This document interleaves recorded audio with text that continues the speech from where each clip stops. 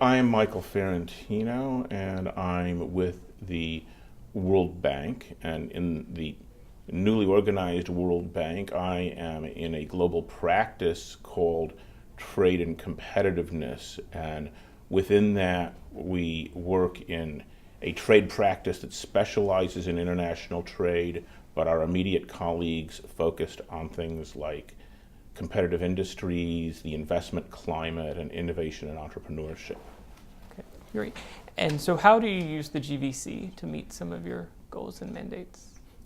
So everything we do is ultimately tied to the twin goals of the World Bank, which are to end extreme poverty by 2035, which is to say yeah, the goal is to reduce to 3% of the world the people living on less than $1.25 a day, and to promote shared prosperity of the bottom 40% in every country. And we have identified, of course, for many countries that exporting and international competitiveness is something which is associated with growth, which is strongly associated with poverty reduction. And an understanding of GVCs helps us better advise countries as to where they stand and how they might want to look at policies. So, in the many dimensions of trade performance, countries are interested in whether they're serving growing markets, whether their exports are diversified, whether they're exporting sophisticated products, whether they're exporting into markets where those exports are sustainable. Are they engaging relationships that die out after one sale or endure for several years? And understanding where the exports and imports of a country sit on GVCs just gives us more richness in how we can engage in that policy dialogue. Okay, great. And what are you learning here that you can take away and apply? Well, I think one of the things which is very valuable in having this interdisciplinary perspective is that it reminds me of a lot of the issues that I know are out there but might not have been focused on immediately. So, for example, I work now a lot with international trade data, but we have people here with a more institutional perspective who are reminding me of issues that I worked on earlier in my career as an academic and a U.S. government official. It's actually interesting when this conference is divided into the academic part and the international organization part.